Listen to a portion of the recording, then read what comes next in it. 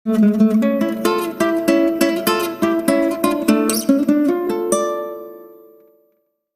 semuanya, selamat datang di Novel Time, selamat menikmati ceritanya, dan jangan lupa like, komen, dan subscribe. Ben melihat adiknya baik-baik, lalu melihat ke sekeliling dengan tatapan tajam pada wartawan, tamu undangan, artis, security, sampai perhiasan di dalam kotak kaca yang sedang dipamerkan segalanya tampak sempurna. Apakah ada orang aneh yang mendekatimu? Ben menatap Laras dengan cemas. Laras tertegun, tidak ada, siapa memangnya? Kenapa Ben bisa berkata seperti itu? Orang itu tidak ada dalam ingatan Laras, saat ini dia juga tidak ada, dan nanti juga tidak akan ada. Kak Ben, siapa orang yang membuat kakak cemas? Laras melihat wajah Ben yang tegang, dia belum pernah melihat Ben sepanik itu. Hati Ben terasa berat, seolah ada sebuah batu besar yang membebaninya. Jika Laras menyadari petunjuk yang ada, dia akan merasa ada yang aneh. Walaupun dia tidak memeriksanya, tapi seharusnya tidak ada sedikit pun keanehan. Tatapan Ben melembut, dia menatap Laras dengan penuh kasih sayang. Siapa orang di dunia ini yang membuatku merasa cemas? Ah, ada, kamu. Selama kamu baik-baik saja, kamu ingin kakak melakukan apapun, kami akan lakukan. Laras, kamu tunggu kakak di mobil ya, kakak mau dulu sama Tina, ngomong, Oke, Kak, Laras tidak curiga sama sekali, dia berjalan keluar sambil memandangi kotak kaca dengan antusias.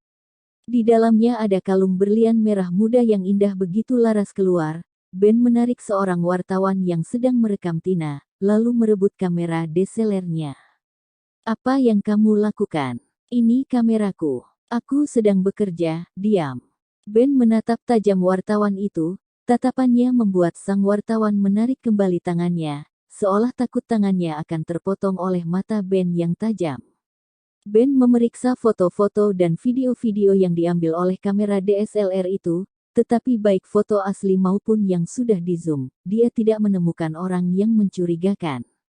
Ben mengalihkan pandangannya dari kamera, apakah dia terlalu banyak berpikir?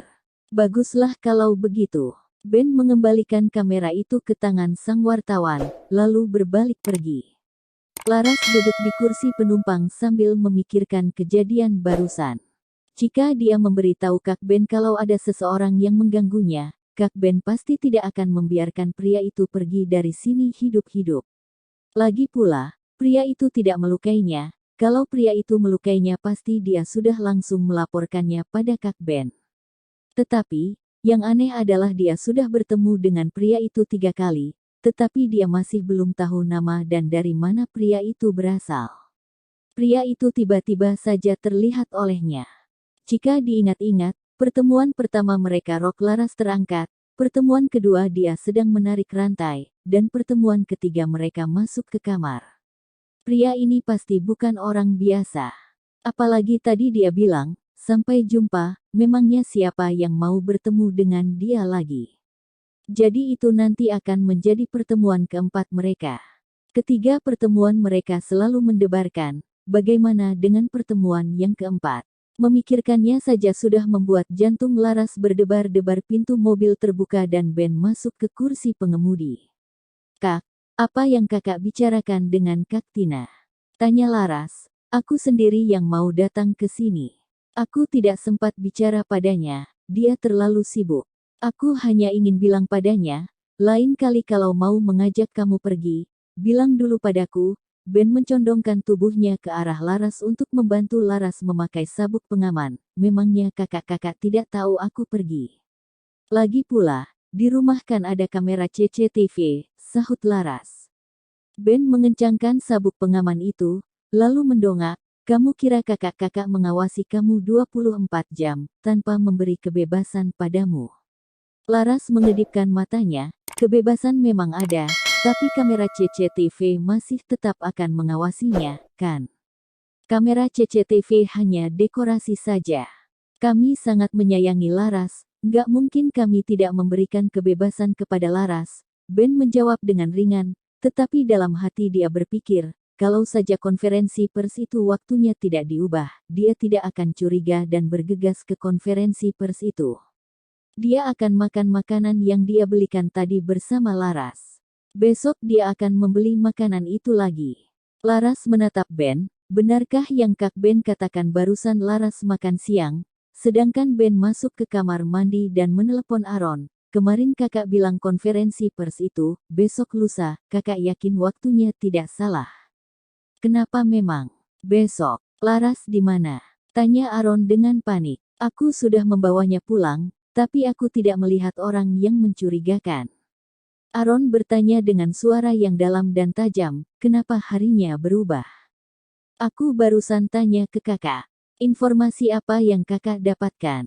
Informasi yang aku dapatkan itu bukannya informasimu. Informasinya tidak salah, hanya ada satu kemungkinan, yaitu waktunya diubah sementara. Jawab Aaron. Maksud kakak, orang itu? Mata Ben menyorot tajam. Apa yang dikatakan Laras? Dia bilang dia tidak melihat orang aneh yang mendekat, lapor Ben. Orang seperti itu sangat berbahaya. Laras benar-benar harus diawasi, kata Aaron. Intinya, Laras tidak akan pergi tanpa kita lagi. Setelah makan, Laras mandi dan bersiap-siap tidur siang. Tiba-tiba handphonenya berbunyi. Ini kedua kalinya handphonenya berbunyi hari ini. Apa itu Kak Tina lagi? Ya mungkin saja. Tadi dia belum sempat pamitan ketika akan pulang. Laras mengambil handphonenya. Namun itu nomor asing yang menelepon. Siapa? Ya, dia tidak tahu siapa yang menelepon, siapa ini? Tanya Laras. Angsa kecil, jawab sebuah suara yang dalam dan seksi. Tubuh Laras gemetar, pria itu. Pria itu memanggilnya angsa kecil. Begitu mendengar kata, angsa kecil, Laras langsung teringat perkataan pria itu aku mau makan daging angsa. Wajahnya tanpa sadar memerah. Kak, kamu tidak boleh memanggilku angsa kecil. Lalu, siapa yang menyuruhmu meneleponku? Aku hanya mencoba, ternyata aku masih ingat dan langsung tersambung ke handphonemu. Alis Laras berkerut, tadi dia menyebutkan nomornya dengan cepat dan tanpa jeda. Pria ini benar-benar mengingat semua angkanya. Kalau Laras tahu pria itu bisa mengingatnya, dia tidak akan memberi tahu nomornya. Tapi, mana dia tahu? Tidak apa-apa, aku hanya ingin mendengar suaramu. Itu saja. Setelah mengatakan itu, Askara langsung memutuskan panggilan. Laras tertegun menatap layar handphonenya. Dia masih merasa dirinya diikuti. Apalagi tidak mudah mendapatkan nomornya.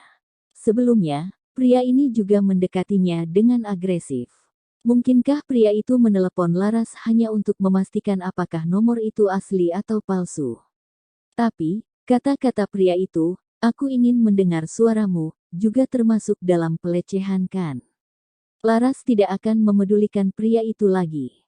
Laras melempar handphonenya ke belakang, handphonenya itu jatuh ke sofa, sedangkan Laras berbaring di aras kasurnya yang empuk. Matanya yang tertutup tiba-tiba kembali terbuka. Apakah pria itu akan menelepon lagi? Sepertinya sih iya ketika Laras tidur siang, Tina datang. Namun, mobilnya tidak diizinkan masuk. Apa maksudnya ini? Kenapa pintunya tidak dibuka? Aku Tina Yahya, calon istri Sandi. Teriak Tina dengan marah. Tetapi pintu gerbang tetap tidak bergerak. Tina tidak tahu harus bagaimana lagi, dia mengambil handphonenya dan menelepon Sandi. Ketika teleponnya tersambung, Tina mengubah suaranya dari yang sebelumnya bernada marah menjadi lemah lembut. Sandi, kamu ada di rumah enggak? Penjaga gerbang rumahmu enggak mengizinkan aku masuk. Terima kasih semuanya, jangan lupa untuk like, komen dan subscribe ya.